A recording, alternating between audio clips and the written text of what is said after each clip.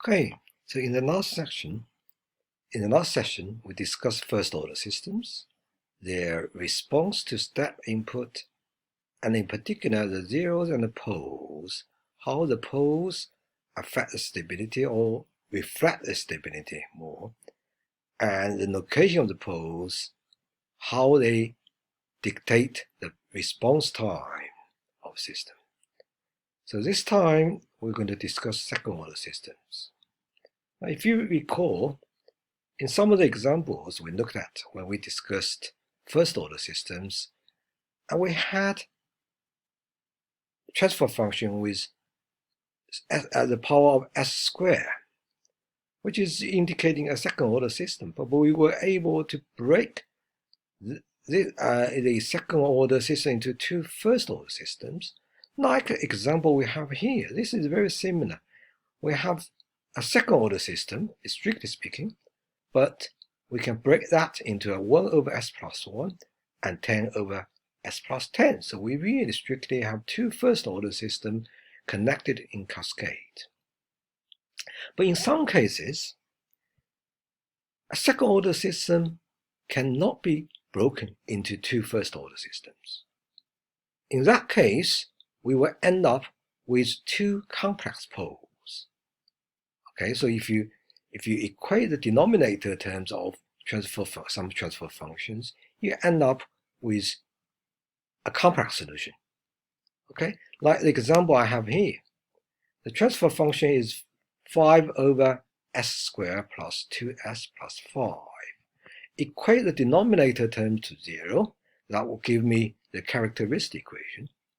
Now this is a quadratic equation. We can solve that, and s equals to minus b plus minus square root b squared minus 4ac divided by 2ac. And you end up with two poles. One is minus 1 plus j2. The other one is minus 1 minus j2. It's actually in pairs because the real part is the same and the imaginary part has opposite signs. So we actually sometimes we put them together and say, right, we have two poles, which is minus 1 plus minus j2. If you look at these two poles or locate these two poles in the complex plane or the S-plane, you will see this real axis, the real part is minus 1. Then you have plus j2. This y-axis is imaginary axis, so that's 2, that's j2. And you have a minus 1 and minus j2. Okay, now that's a complex pose. Now, when you have a situation like that, the behavior of second-order system is no longer an exponential function. Okay, now if we look at the response of a second-order system to a impulse input, this is what you typically see. You will see a sine wave, but the amplitude of a sine wave decays with time. Now there are two parameters here. One is the frequency of that sine wave. The other one is the speed of that decaying. Now these two are related to where the poles are. So if you look at what we had before, I have minus 1 plus minus j2 as the pair of poles, and then you look at the response here, the sine 2t, the frequency is 2 radians per second. So the frequency of the oscillation is the same as the imaginary part of the complex poles. If you look at the exponential function before the sine wave, this is e to the power of minus 1 times t. Now why this minus 1 comes from the real part of the pole. Okay, so if you have a second-order system, you have a pair of complex poles, the real part determines how fast the sine wave decays. The imaginary part determines the frequency of that oscillation. So referring to the complex plane or the S-plane, you can see there. So if you have the pair of poles here, the real part is the distance between the pole to the imaginary axis. The imaginary part is the distance between the pole to the real axis. Okay, so that distance determines the frequency of the oscillation. That distance determines how fast your response decays, and eventually it will settle down if the system is stable. Of course, you could have situations where your poles actually are located on the other side of the imaginary axis, in which case you will have an unstable system and the sine wave will not decay. They will increase. The amplitude of the sine wave will increase with time. And of course, that's not what we want for a control system. We want a control system to be stable. Therefore, the poles must be on the left-hand side of the imaginary axis. Now, typically, we use a standard form for the second order like that. Okay, in that yellow block. It's like first order systems, we have two standard formats, and second order systems will also have two standard formats, but we are only going to focus on this particular form. Okay, so in the denominator, so take a note of the denominator in particular. I have s squared. Okay, the coefficient of s squared is 1, so that means we are in a standard form. It's a bit like first order system. In the second format, you want the coefficient of s to be 1. For a second order system, we will want the coefficient of s squared to be 1. That is an indication of a standard form. Then in the second term, we have an s, where s is multiplied by a value of 2 times zeta times omega n. I explain that in a bit. And then the third term is called omega n squared. Now, second order standard form, normally we would have on the top, we would have a k times omega n squared as well. But sometimes you may have s terms, things like that. But I wouldn't worry too much about it, because as long as you get the denominator term to conform with this format, then you are in the standard format. So the key here is the coefficient of s squared. That needs to be 1. Okay. Now come back to the parameters I use here. I have 3 parameters here. One is k. The other one, second one is omega n. The third one is this zeta. Now k here is a DC gain of a second order system. Now remember what I said before. If you want to find the DC gain of any transfer function, you equate s to 0. So I have s here, s squared to be 0.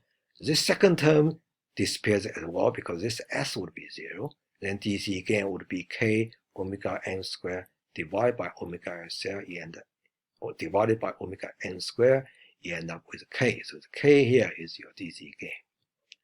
The last term, once you are in the standard format, that means the coefficient of s squared is 1. Once you get into that format, the last term is omega n squared, where omega n is a natural frequency of the second order system. Okay, it's very similar to the corner frequency of a first order system. It indicates the speed of response.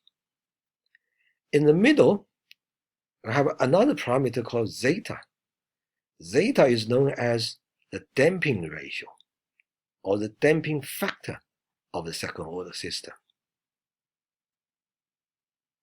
And that indicates typically how stable system can be. Okay. Sometimes we actually divide or classify the second order system according to the value of zeta. But I will talk about that in a minute.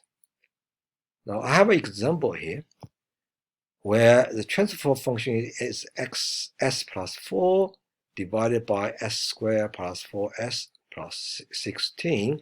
The questions are, we want to find out the DC gain, the natural frequency, the damping ratio of the transfer function. Okay. Now to do that, first of all, you have to make sure the denominator terms match the standard form. Okay, so in this case, the coefficient of s squared is 1 indeed, therefore it matches what the standard form asks us to have. Okay, so once you got that, then the next thing you do is first of all to find the natural frequency. So you compare the last term in your transfer function in the denominator term of your transfer function, equal that to the last term in the standard form. Okay, so 16 equals to omega n squared. 16 equals omega n squared, and omega n is therefore 4. Now, so you find this first, then you go to the second term, that's 4s. 4s equals to, in the standard form, is 2 times the damping ratio times omega n. Now we already know omega n is 4. So you equate 2 zeta omega n to 4. Coefficient of s in my transfer function, coefficient of s in the standard form. So that will give me 2 zeta omega n equals to 4. Therefore, zeta equals to 4 divided by 2 omega n. We know the value of omega n, which is 4. So it's 4 divided by 2 times 4. That will give me 0.5. The last thing we want to do is find the DC gain. Okay. Now, to find the DC gain, you go back to the transfer function. You set all the s's to 0. So this is 0. This s squared is 0. 4s is 4 times 0, which is 0. So you end up with 4 divided by 16. That will give you 1 over 4 for the DC gain. So for a second order system, we have 3 parameters to determine. Unlike first order, where you only have to decide 2 parameters. Now, what does zeta mean then? What's the damping? The omega n, we said, is very similar to the corner frequency, which determines the response time. But what's that zeta? Now, to see the effect of zeta, what we need to do is actually go back to the standard format, find the generic solution of the poles, okay?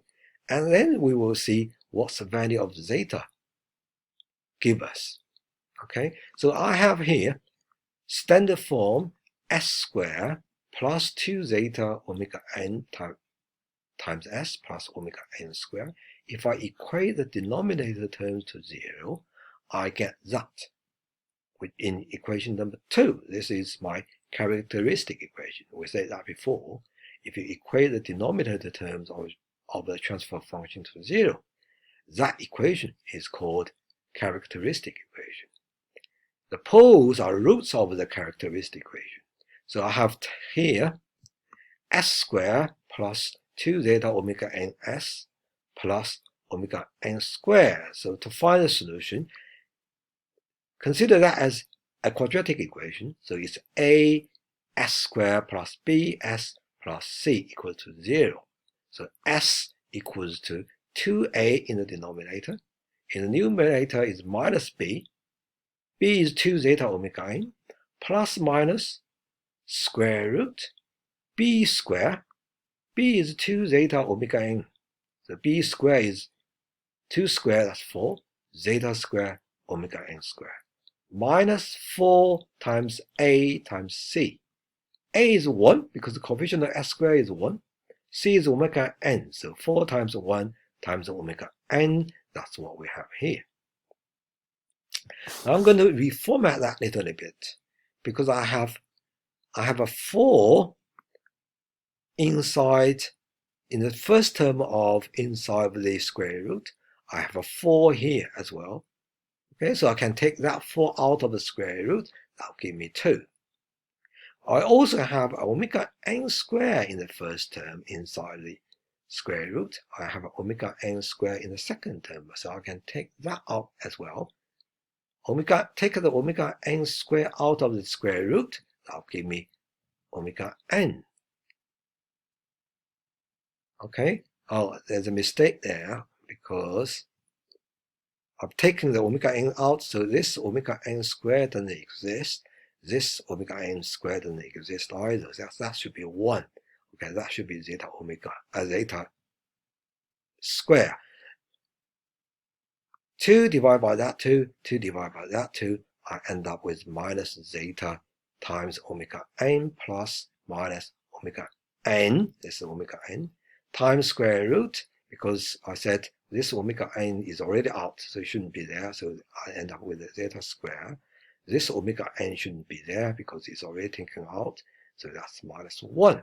So that's my solution of the characteristic equation. So I have minus zeta omega n plus minus omega n times square root zeta square minus 1. Okay, so if I move this, copy this down to the next slide, and let's see what different values of zeta, the damping ratio, mean to the poles. We can actually see that if zeta equals to 0, this term, the first term in the poles disappears because 0 times omega n doesn't matter what the value of omega n is. The second term is omega n times square root zeta squared, that's 0 because we said the first case zeta equals to 1, minus 1. So that's square root minus 1, which is an imaginary number. That's j. So we end up with plus minus j omega n. So we actually have 2 pure imaginary numbers, no real part. Now if we think about the responses of a second order system, we said before, the real part determines how fast a sine wave decays, the imaginary part determines the frequency of the sine wave in the second order response. Now in this case, you only have the imaginary part, so you will have a sine wave there, but that sine wave will not decay because there is no real part. The real part is 0. In this case, because it doesn't decay, it doesn't go up, it doesn't go down, we call a system like that undamped. There is no damping to it. There is no damping value. If we have a zeta value that's between 0 and 1, so the first term will be like that, minus zeta times omega n. The second term is zeta squared minus 1, because zeta is less than 1. So zeta squared is also less than 1.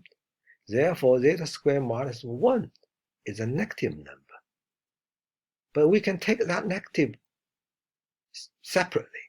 Okay, so if I reverse this, if I reverse the order of that, that becomes minus zeta squared plus 1. Then I have an extra minus 1. Square root minus 1 is j. So therefore, I end up with a pair of poles like that. So it's minus zeta omega n plus minus j. J comes from taking the minus 1 sign here. Okay? And then times omega n times square root 1 minus zeta squared. Now in this case, we will have a sine wave in the transient response, but that sine wave decays according to the real part. A case like that is called undamped or underdamped system. Okay, when the damping is between 0 and 1, it's underdamped. The third case is when zeta equals to 1. Now if you go back to my poles, where zeta equals to 1, this is zeta squared is 1, minus 1, that term disappears. That becomes 0. 0 times omega n is 0. The first term is minus 1, this is 1, times omega n. So we end up with two poles that are exactly the same, which is minus omega n. They are real numbers. Omega n is a natural frequency. That is a real number. So in this case, we have two identical real poles.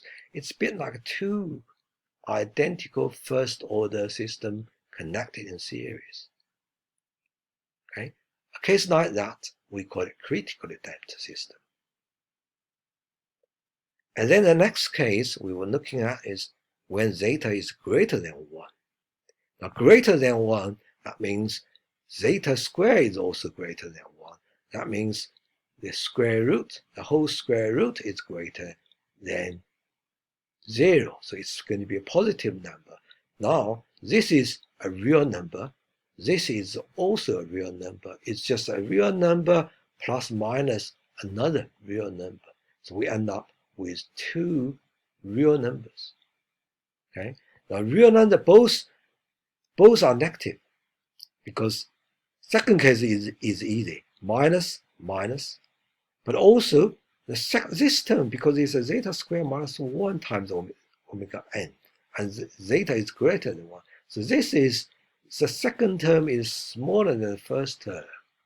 Okay? So a more negative term plus a smaller positive term, that will end up with a negative number as well. So in this case, when the zeta is greater than 1, we call it overdamped system.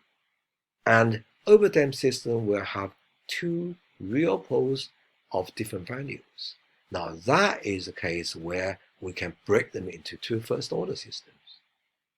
Okay, so overdamped system, overdamped second-order system is the same as two first-order systems stacked together.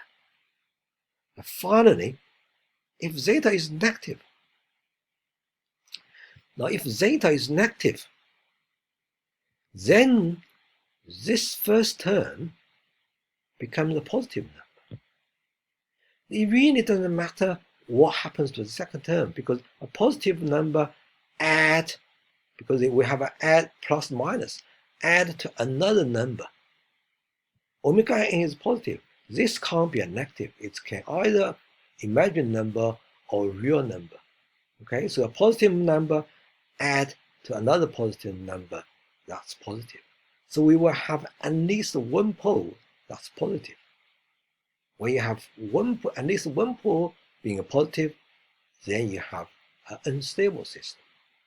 So 5 cases here. Zeta equal to 0 is underdamped, and we end up with a pair of imaginary poles. Zeta between 0 and 1, it's called underdamped, where you have a pair of complex poles.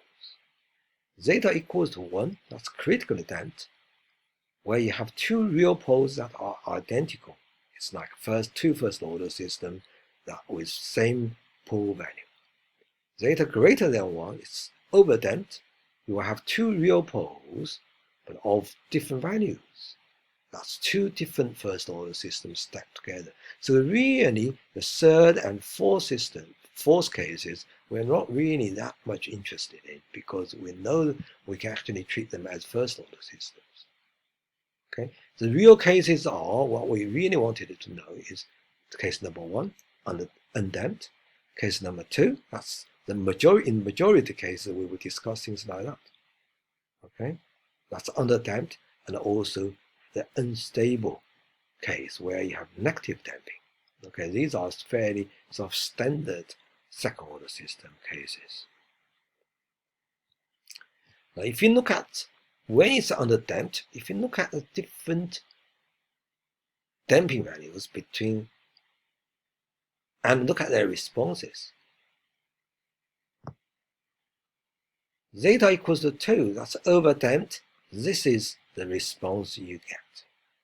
Now, it's compared with other cases, it rises up very slowly.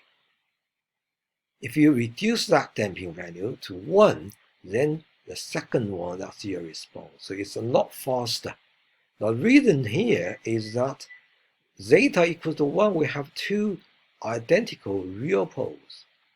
zeta equals 2, we have two different real poles. But one is large, one is small.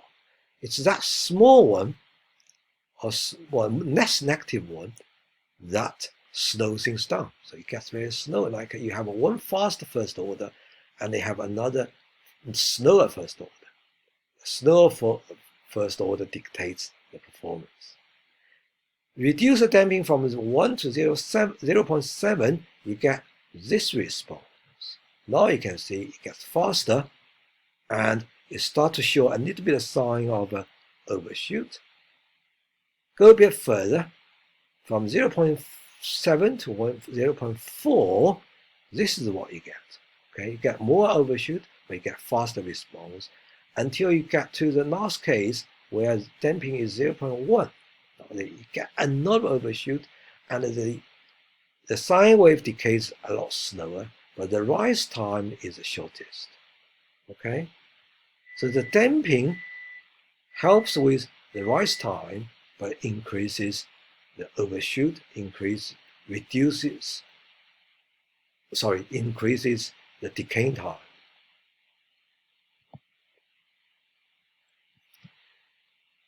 Next thing I like to do is actually examine where the poles are for these 4 different cases.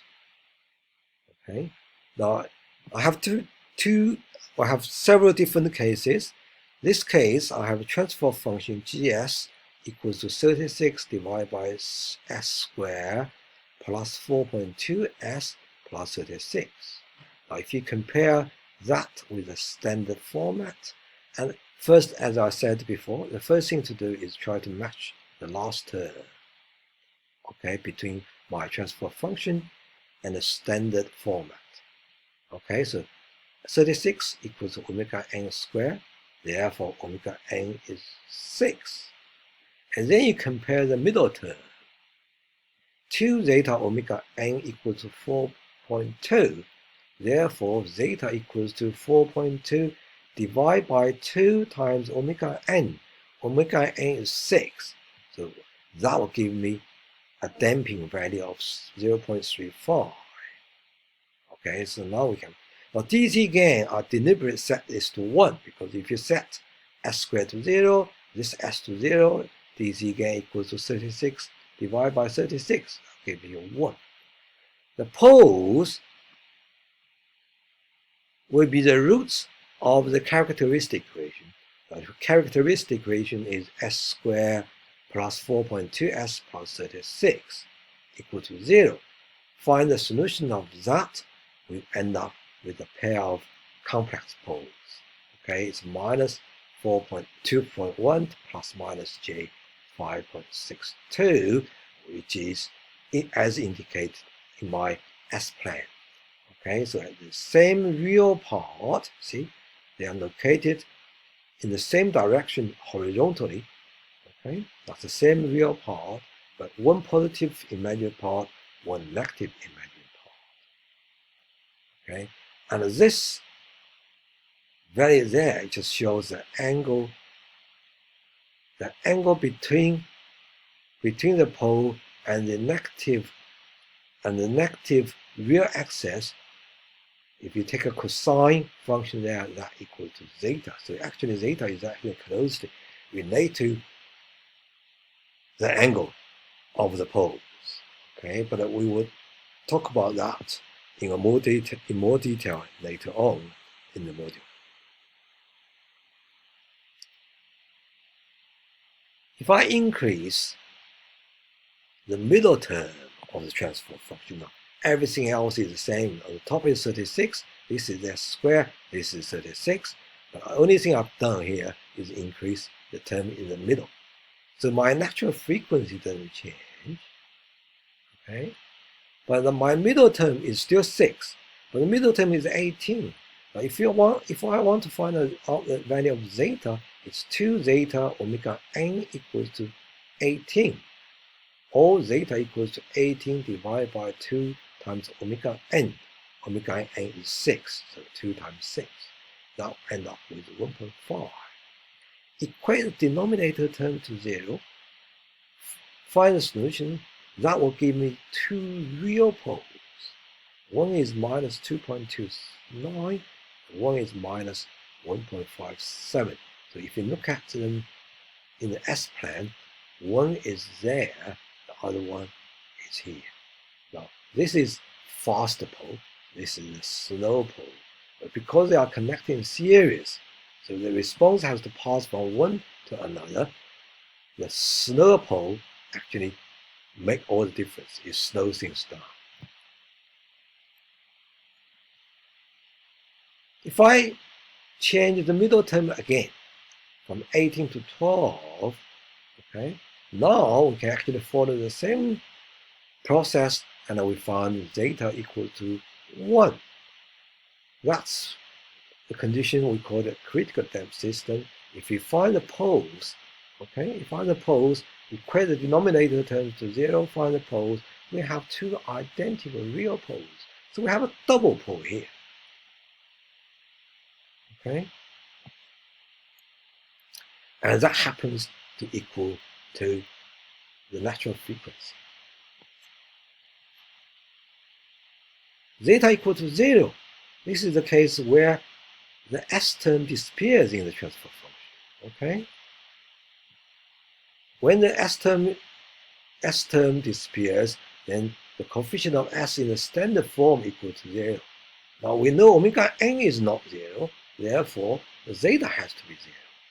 In this case, we end up with a pair of imaginary poles. So they sit on the imaginary axis. One is positive, one is negative. Okay?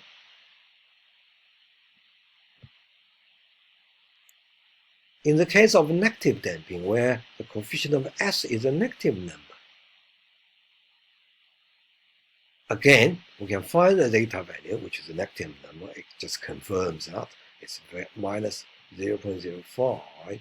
We can also find the poles by solving the characteristic equation.